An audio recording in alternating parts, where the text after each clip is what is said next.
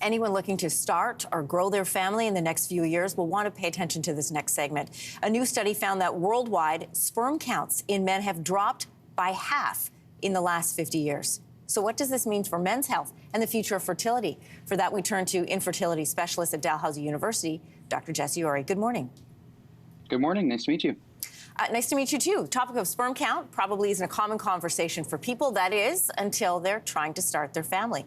And while the numbers are shocking, the drop by half in 50 years, you work in this field every day. Is this surprising for you?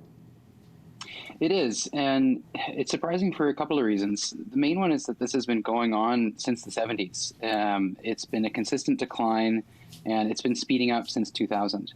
The other thing is that despite this happening, pretty consistently, there is obviously some underlying factor that is causing this decline that we haven't figured out yet.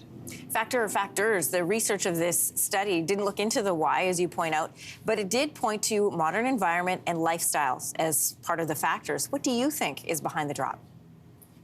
So, because it's a global trend, it is likely something in our environment and not just an individual factor like smoking or obesity. One of the main culprits that many have pointed to is something called endocrine disruptors, or chemicals that are in our environment, pollutants, pesticides, in the products that we consume that can make small changes in the hormone levels in men.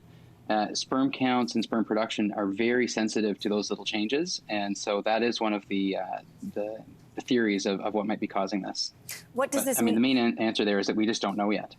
What does this mean for fertility in the future? So it's difficult to know because sperm count isn't a perfect test of fertility. There are a lot of men with low sperm counts who have no problem conceiving, and men with hundreds of millions of sperm that have difficulty building a family. I think down the road, though, that if this trend continues, eventually we will get to a number where more men will struggle to conceive. And so we do need to look into this cause and figure out what we can do to stop it. This is going to be alarming for a lot of people, in particular men, to hear. Is there anything the average man can do to protect or increase fertility or sperm count? So that is the good news. There are many things in an individual's lifestyle that they can do to protect their sperm count and improve their sperm count. Things like cutting back on cannabis, losing weight if they struggle with obesity, healthy diet, healthy exercise, and avoiding a lot of heat to the testicles. Things like keeping your laptop on your lap for 8 hours or sitting in the hot tub for several hours a day.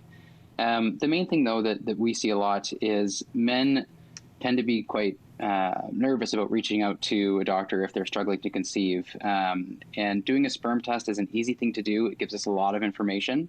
And so I would encourage men to use this new data to encourage them to reach out to their doctor if they are worried about their fertility or are struggling to conceive. Dr. Ori, it's an important story and always stands out, especially when it stands out to the experts as well. Thanks for your time this morning. Thank you.